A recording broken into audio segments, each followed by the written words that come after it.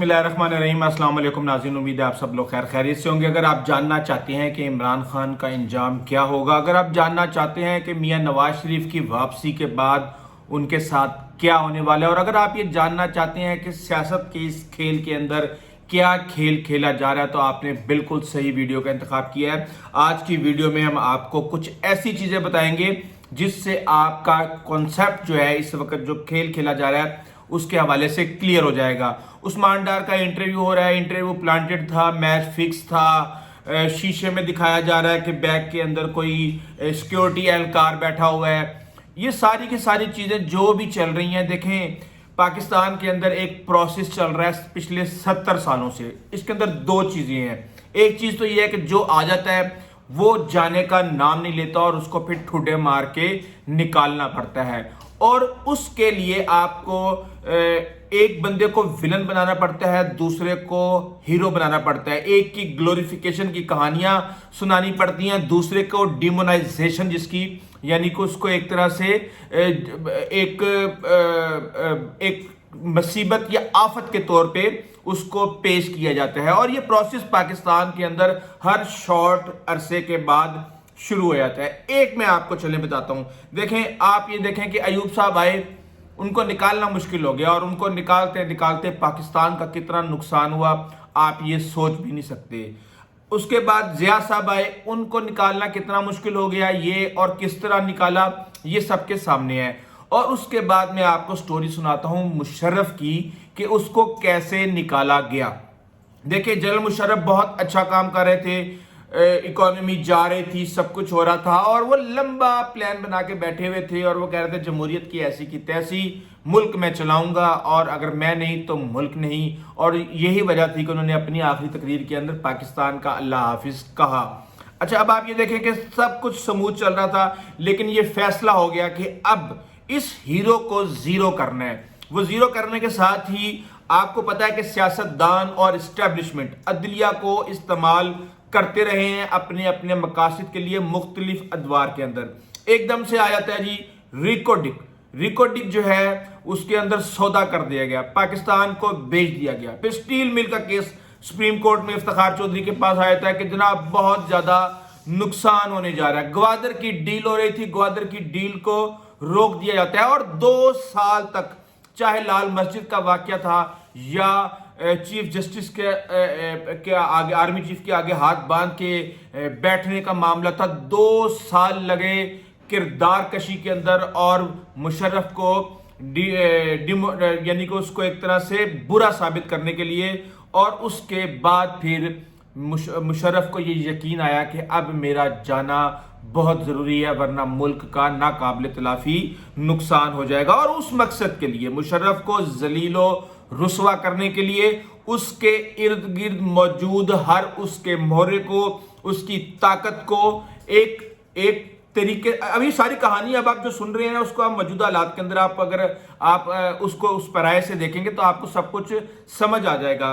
शेर अफगान न्याजी को जूता मारा गया, अहमद रजा कसूरी के मुंह पे स्याही फेंकी गई, काफ लीग को कातिल लीग कहा गया, और एक ऐसा मामला शुरू हुआ और दहशतगर्दी अपनी इंतहा पे पहुंच गई कि उसके बाद जो है वो कहानी खत्म हो गई। और जो सपोर्ट थी एक करके जनरल मुशर्रफ की तमाम सपोर्ट जो है वो खत्म हो गई।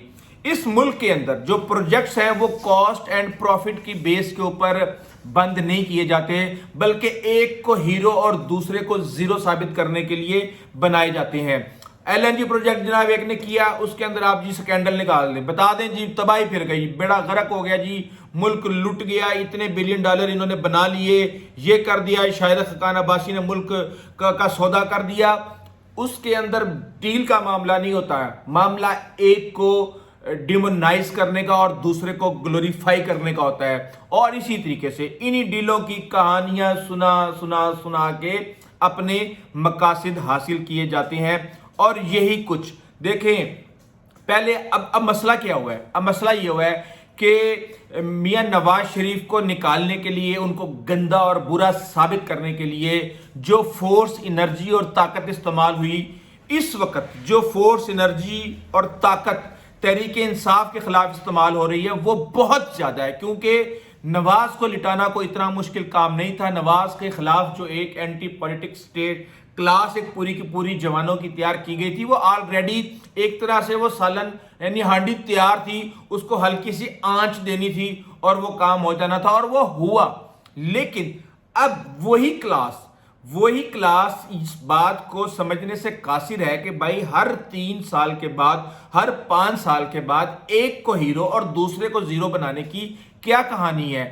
چاہے میڈیا ہو، چاہے جرنلسٹ ہوں، چاہے بزنس مین ہو، چاہے دیگر لوگ ہوں، وہ یہ سوچتے ہیں کہ جناب 3 سال پہلے آپ نے ہمیں ہدایت کی تھی کہ اس کا بیڑا غرق کر دو اور اس کو ہیرو بنا دو۔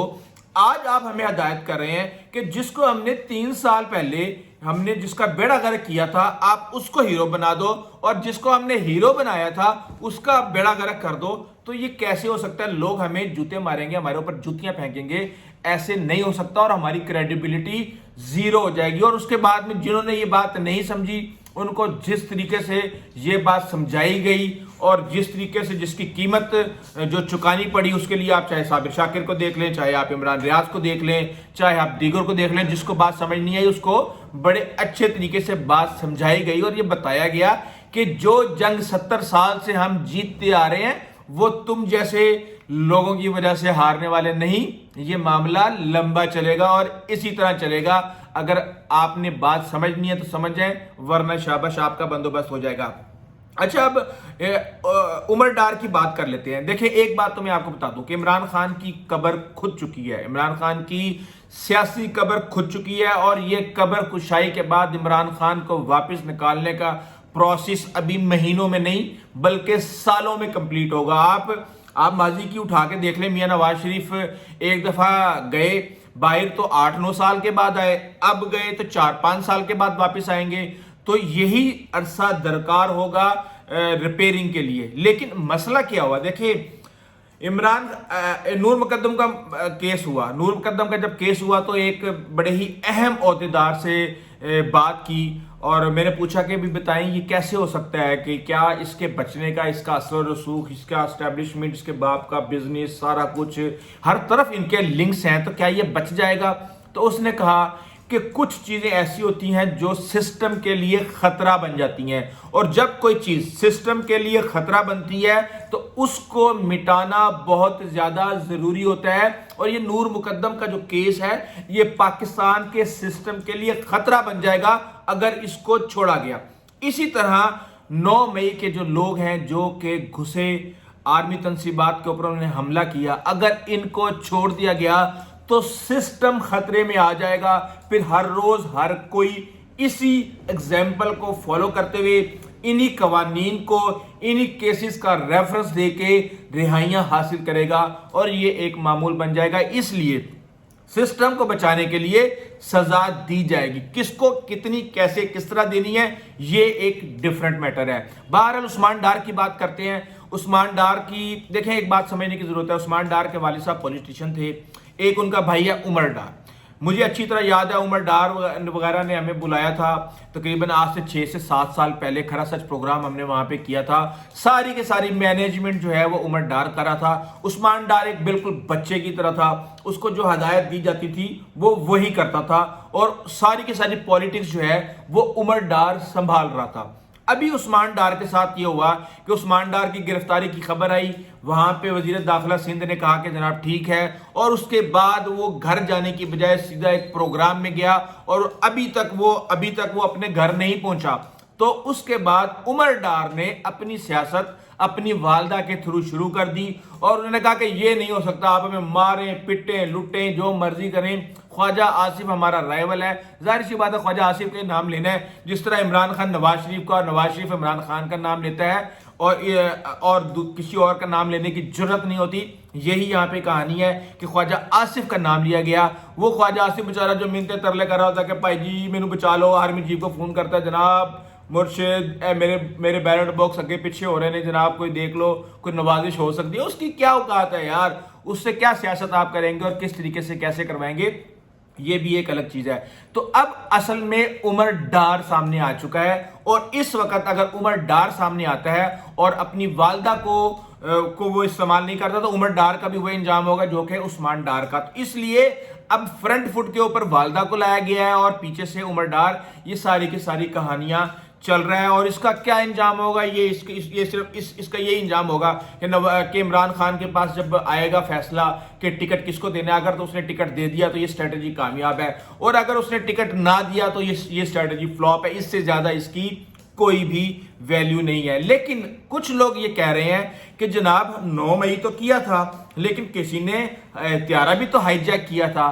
تو ان کے لیے یہ گزارش ہے کہ جناب میاں نواز شریف طیارہ ہائی جیک کرنے کے بعد 7 سال سزا کاٹنے کے بعد، جلا وطنی کاٹنے کے بعد، ملک میں آ کے 3-3.5 سال اس ملک کے وزیر اعظم رہنے کے بعد دوبارہ خوار ذلیل و خوار ہو کے پھر دوبارہ 4 سال باہر جلا وطنی کاٹنے کے بعد، خود ساختہ جلا وطنی کاٹنے کے بعد واپس آ رہے ہیں. اور دوسرا، اسٹیبلشمنٹ ایک وقت میں 2 جماعتوں کے ساتھ کسی بھی صورت پنگا نہیں لے گی. ان کو پولیٹیکل فیس کنٹری کا دکھانا ہے اور اس کے لیے کوئی بھی بچہ جمہورہ لا کے سامنے رکھنا ہے. یہ اس وقت ساری حقیقت ہے. اور جس طریقے سے مشرف کو ڈیمونائزیشن اس کی گئی، اسی طرح نواز شریف کی بھی کی گئی اور اسی طرح عمران خان کی بھی کی جا رہی ہے. اس پروسیس کو سمجھنے کی بات ہے.